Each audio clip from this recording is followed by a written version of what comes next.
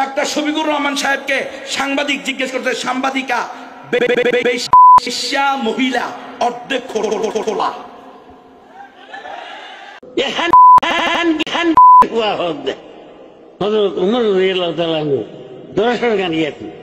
বর্তমানে যে ঐক্য হইতেছে এটা 1941 লাহোরে যে মওদুদি ইসলাম ছিল, এই মওদুদি ইসলাম প্রতিষ্ঠা করার জন্য আমাদের সবাইকে দাওয়াত দিতেছে তাদের সাথে এক হওয়ার। আমরা কোনোদিন মূল ইসলামকে ছেড়ে দিয়ে লাহোরি ইসলাম মুতাকিদ হইতে পারি না। আমরা যদি একাও থাকি তবুও এই দেশে আহলুস সুন্নাত ওয়াল জামাতের পতাকাকে আমরা উড্ডীন রাখবো। জামাত শিবির, এটার নাম কি? জামাত শিবির। আবুল আলা মওদুদির ইসলাম মদিনার ইসলাম নয়। দেশের চিহ্নিত বাতিল আমাদের সামনে এখন ধোঁকা দিতে আসছে। ইলেকশনের নামে আগেও দিছে, এখনো দিতেছে। আমি বলবো আমাদের দাবন্দি হালকার কোন মানুষ ভুল করে থাকলে তওবা করে ফিরে আসেন, তওবা করে ফিরে আসেন। বাংলাদেশে বড় দুইটি ইসলামিক রাজনৈতিক দলকে এই মুহূর্তে মুখোমুখি অবস্থায় দেখতে পাচ্ছি আমরা। এর আগে চরমোনাই অবশ্য থার্ড পজিশনে খেলছিল, তবে চরমোনাই এবার জামায়াতের সাথে ঐক্য করার কারণে প্রতিদ্বন্দ্বী একজন কমেছে। না হয় এর পূর্বে এই উভয় দল জামাত ইসলামকে তাদের আইডিওলজির জন্য কোনো দিক থেকে কটাক্ষ করতে ছাড় দেয়নি। বাংলাদেশের কোনো আলেম বা রাজনৈতিক দলের বক্তব্য যখন আপনাদেরকে আমি বোঝানোর চেষ্টা করেছি, প্রতিবারই মেটাফরিক্যালি কিছু কথা, কিছু শব্দ, কিছু উপমা ব্যবহার করেছি। ফর এক্সাম্পল, বাংলাদেশের উট পাখি বাস্তবতাকে এড়িয়ে যাওয়া যেটাকে বোঝায়, if you can't beat them join them যেটা শত্রুর কাছে আত্মসমর্পণ বোঝায়। একইভাবে আজকের ভিডিওটি বোঝাতে যেই উপমা ব্যবহার করব সেটিকে বলা হয় ক্র্যাব ইন দ্য বাকেট।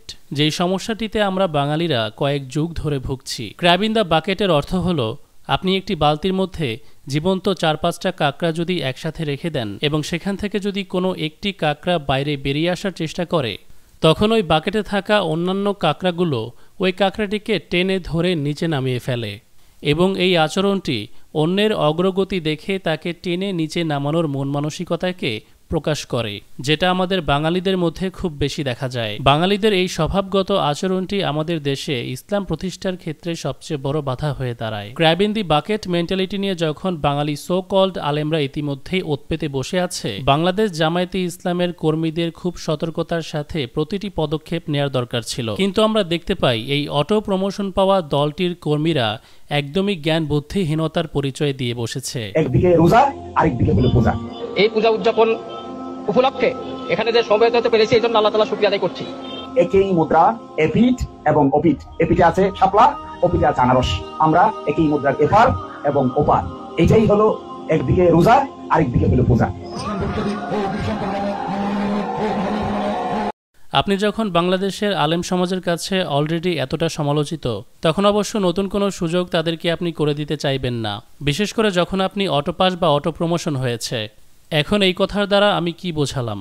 কোভিডের লকডাউনের কারণে যেমন স্টুডেন্টরা অটোপাস পেয়েছিল পরীক্ষায়, একইভাবে আমাদের বাংলাদেশের সাবেক প্রাইম মিনিস্টার শেখ হাসিনাকে অপছন্দ করার কারণে অধিকাংশ মানুষ গত নির্বাচনে বিএনপিতে যোগ দিয়েছিল বা পরোক্ষভাবে সমর্থন করেছিল, বিএনপির আগের কর্মকাণ্ডগুলোকে ভুলে গিয়ে। জুলাই অভ্যুত্থানের পর বিএনপি যখন তাদের আগের রূপে ফিরে এসে চাঁদাবাজি, রংবাজি শুরু করে, তখন আবারও সেই সমর্থন ঘুরে চলে যায় আওয়ামী লীগের আরেকটি প্রতিদ্বন্দ্বী দল জামায়াতে ইসলামের দিকে। নীরব থাকার কারণে, সমাজে কুকীর্তি না করার কারণে মানুষের কাছে অটোমেটিকলি জামায়াতে ইসলাম প্রমোশন পেয়ে যায়। আমার জীবনে কোনোদিন জামাতকে ভোটও দেয়নি, কিন্তু নেক্সট তাদের সাথে সম্পর্ক আছে, তারা যদি জামাতের বাইরে ভোট দেয় তাদের সাথে প্রয়োজনে আমি আত্মীয়তা ছিন্ন করব। জামাত ইসলামের আগে পছন্দ করার আগে আমি বিএনপি কে খুব ভালোবাসতাম। নতুন কোন দল আসুক, আমার পছন্দ বিএনপি। যেরকম চলছে তাতে বিএনপি মোটেও পছন্দ হচ্ছে না। আশা করি এবার আমরা সবাই নিয়ত করছি যে জামাত আসুক। বিএনপিকে ভালোবাসতাম, জামাতকে ভালোবাসি, জামাতের জন্য সারা জীবন কাজ করে যাব। তারা বিএনপির অত্যাচারে অতিষ্ঠ হয়ে গেছে, কারণ মাঠে বিএনপির কোনো ভোট নাই। এখন বিনা পয়সায় যখন প্রমোশন হলো, অপরচুনিটি নিজে আপনার দরজার কাছে এসে দাঁড়ালো, তখন পূজা মণ্ডপে গিয়ে হিন্দুদেরকে এক্সট্রা তেল মেরে ভোট নেওয়ার কোনো মানে আমি দেখি না। দেশের সংখ্যালঘুদেরকে তেল দিতে গিয়ে নাপাক দেশ ইন্ডিয়ার সমর্থন পাওয়ার জন্য নিজ দেশের সংখ্যাগরিষ্ঠ মুসলমান জনতার সমর্থন হারানো একটা চরম লেভেলের বোকামি বলে আমি মনে করি। যখন কিছু কিছু কমই আলেমরা পর্যন্ত আপনাদেরকে মন্দের ভালো হিসেবে সমর্থন করছিল, সেই সময়ে এসে এরকম ইনটলারেবল ইসলামের দৃষ্টিকোণ থেকে একদম অগ্রহণযোগ্য কার্যক্রম কিভাবে করা যেতে পারে? দেলোয়ার হোসেন সাঈদী রহিমাহুল্লাহর সততা এবং তার ইসলামিক জ্ঞানের জন্য যদি জামাত ইসলামকে মানুষ পছন্দ করে থাকে, জামাতের প্রতি মানুষ আকৃষ্ট হয়ে থাকে, এবার তার উল্টোটা ঘটবে এই শফিকুর রহমান এবং বাকি নেতাদের জন্য। আমি অবশ্য তাদের এই আচরণের কারণ বুঝতে পারছি। দেলোয়ার হোসেন সাঈদী যেমন ইসলামের রাইট বা শরিয়া ল নিয়ে খোলামেলাভাবে কথা বলতেন, বামপন্থী এবং হিন্দুদের জন্য ওপেন থ্রেট ছিলেন, যার কারণে তিনি খুব সহজেই ভারতের ষড়যন্ত্রের শিকার হয়ে গিয়েছিলেন। এই ষড়যন্ত্র থেকে বাঁচতে হয়তো বর্তমান কর্মকর্তারা কৌশল অবলম্বন করছেন, তবে কৌশল অবলম্বন করার একটা সীমা থাকা উচিত ছিল। অমুসলিমদেরকে খুশি করার জন্য তাদের উৎসবে যোগ দেয়া, তাদের উৎসবকে আমাদের আমলের সঙ্গে তুলনা করা, এটা যে ইসলামিক শরিয়া অনুযায়ী চরম সীমালঙ্ঘন এবং বাড়াবাড়ি, তাতে কোনো সন্দেহ নেই।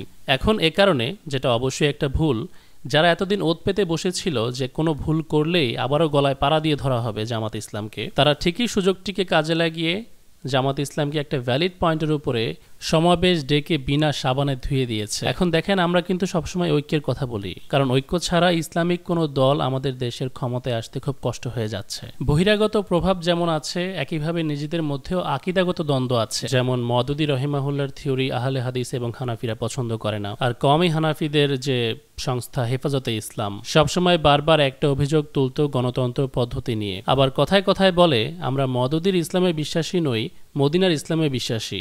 বিএনপি বড় দল, জামাতেও জানে বিএনপি বড় দল, এরা কোনো মতবাদ লালন করে না। যদি আমাদের কথাবার্তায় হয় তাহলে বিএনপির সাথে আমরা যাই। সুতরাং তারা জামাতের সাথে ঐক্য করতে মোটেও প্রস্তুত নয়, তারা বিএনপির সাথে যুক্ত হতে চায়। জামাত ইসলাম যদি মওদুদী ইসলামে বিশ্বাসী হয়, তাহলে বিএনপি কোথাকার ইসলামে বিশ্বাসী সেটাও তো আমাদের দেখা উচিত।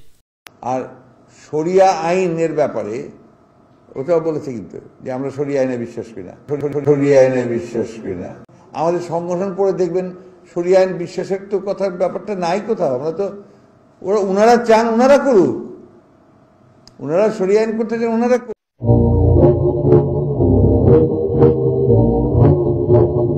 গণতন্ত্রের কোনো বিকল্প নেই। কওমিয়ত মানে ন্যাশনালিজম। কওমিয়তের যে মূর্তি আছে এই মূর্তি আমাদের ভেঙে দিতে হবে। ন্যাশনালিজমের যে মূর্তি আছে এই মূর্তি আমাদের ভেঙে দিতে হবে। সামগ্রিকভাবে বাংলাদেশ জাতীয়তাবাদী দলের কাছে সবচাইতে গুরুত্বপূর্ণ হচ্ছে এই বাংলাদেশের জনগণ, জনগণ এবং জনগণ। অর্থাৎ যে ব্যক্তি এমন কোন ঝান্ডার, এমন কোন স্লোগান, এমন কোন বক্তব্যের আওতায় থাকবে যে সে শুধুমাত্র নিজের মানে বংশগত, নিজের জাতিগত কোনো ধরনের বিদ্বেষে লিপ্ত থাকবে, অন্ধ বিশ্বাসে সে লিপ্ত থাকবে, নিজের জাতি যেটা করবে সকল ক্ষেত্রে ন্যায় এবং অন্যায়ের বাছ বিচার না করে নিজের বংশের পক্ষ অবলম্বন করা, নিজের দেশের পক্ষ অবলম্বন করা, নিজের ভৌগোলিক এলাকার পক্ষ অবলম্বন করা, এটাকে ইসলামের দৃষ্টিতে আসাবিয়ত বলা হয়। এটাকে অন্ধ ব্যক্তি পূজা অথবা অন্ধ সম্প্রদায় পূজা বলা হয়। বাংলাদেশ জাতীয়তাবাদী দলের কাছে সবচাইতে গুরুত্বপূর্ণ হচ্ছে এই বাংলাদেশের জনগণ, জনগণ এবং জনগণ।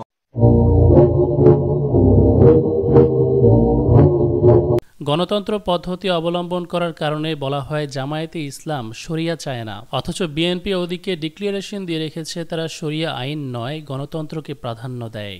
তবুও তাদের সাথে ক্ষমতার লোভে যুক্ত হতে হেফাজত কর্মীদের কোনো অসুবিধা নেই। যেই জাতীয়তাবাদীকে হারাম বলতে বলতে মুখের ফেনা তোলা হয়, সেই জাতীয়তাবাদীর ঝান্ডার ছায়াতলে নির্লজ্জের মতো কিভাবে আশ্রয় চাইছে হেফাজত কর্মীরা, সেই প্রশ্নের উত্তর এখনো আমি মেলাতে পারলাম না। আজকাল পুরো বিশ্বে একটা বিষয় লক্ষ্য করা যাচ্ছে, আহলে হাদিস বা দেওবন্দি হানাফিরা মুসলমানদের চাইতে পৌত্তলিকদের বা অমুসলিমদের প্রতি খুব বেশি সহনশীল। তারা এমনকি ভিন্ন আকীদা লালনকারী ভিন্ন ফিরকার মুসলিমদের তুলনায় ইহুদি, খ্রিস্টান, হিন্দুদেরকে পর্যন্ত বেটার মনে করে। যেমনিভাবে মধ্যপ্রাচ্যের কিছু শাসক গোষ্ঠী মুসলিমদের সাথে ঐক্য হওয়ার চাইতে খ্রিস্টান, ইহুদিদের সঙ্গে বন্ধুত্ব করতে বেশি পছন্দ করে। আমাদের দেশের হেফাজতে ইসলাম কোন বামপন্থী শাসককে কওমি জননী বানিয়েছিল সেটাও কিন্তু ভুলে যায়নি আমরা। বলা হয় কওমি জননী উপাধি দেওয়ার সময় বাবুনগরী উপস্থিত ছিলেন না, কিন্তু বিএনপির সাথে এখন প্রকাশ্যে ঐক্য করার মাধ্যমে তারা প্রমাণ দিচ্ছে ধর্মকে হেফাজতের নামে নিজের রাজনৈতিক স্বার্থ হাসিল করতে উম্মতকে তারা ধোকার মধ্যে রেখেছে। তা না হয় নিশ্চিত জানার পর বিএনপি গণতান্ত্রিক শরিয়া বিরোধী একটি দল, তাদের সঙ্গে একজোট হয়ে ক্ষমতায় যাওয়ার সিদ্ধান্ত নিতে পারত না। মাঝখান দিয়ে কওমি মাদ্রাসার ছাত্রদেরকে তাদের মগজে খুব আর্লি স্টেজে জামাত বিদ্বেষ বীজ রোপণ করা হয়। তারপর সেই ছাত্ররা শুধু এ কারণেই এই দলটিকে ঘৃণা করতে শুরু করে কারণ তার ওস্তাদ, তার মাদ্রাসার ইমাম তাকে বলেছে জামাতে ইসলাম যদি ক্ষমতায় আসে কওমি মাদ্রাসার খুবই ক্ষতি হবে। আওয়ামী লীগ বিএনপি যেই ক্ষতি না করছে কওমি মাদ্রাসার, জামাতে ইসলাম তার থেকে বেশি ক্ষতি করবে। এটা যদি ক্ষমতায় আসে তাইলেই দেখতে পারবে। দেশের এখন এই ছেলের কাছে কোনো এক্সপ্লেনেশনই নাই সে যে কথাটি বলেছে সেটা কেন বলেছে। তবে এই বক্তব্য সে কোত্থেকে নকল করেছে সেটা আপনি আমি ভালো করে জানি। যদি এরা ক্ষমতায় পায় তাহলে কওমি মাদ্রাসার অস্তিত্ব হুমকির মুখে পড়বে। এবার আসি কিবরিয়া বা সিক্রেট রিভিলের উদ্দেশ্য কি। যে দলের কথাই বলুন না কেন, ইসলামকে সময় মতো কাজে লাগিয়ে ব্যবহার করে নিজের স্বার্থ হাসিল করতে চায় না এমন কোনো দল নেই। তাই কে কাকে ভোট দিল সেটা নিয়েও মাথা ব্যথা নেই আমার। নিরপেক্ষ জায়গা থেকে আমি চাই মুসলমানদের মধ্যে ইউনিটি তৈরি হোক, ভুল কাজ থেকে সবাই বিরত থাকুক, ভুল বোঝাবুঝি থেকে বিরত থাকুক। বাকি আহলে হাদিস বা দেওবন্দি কওমিদের সাথে মওদুদিবাদের কি দ্বন্দ্ব রয়েছে সে ব্যাপারে হয়তো নেক্সট এপিসোডে আমি আলোচনা করব। সিক্রেট রিভিলড চ্যানেলটির সাথেই থাকবেন, সাবস্ক্রাইব বাটন ক্লিক করতে ভুলবেন না এবং পাশে থাকা বেল আইকনটি অন করে রাখবেন যেন ভিডিও আপলোড করার সাথে সাথে নোটিফিকেশন আপনার ফোনে চলে যায়। ফি আমানিল্লাহ।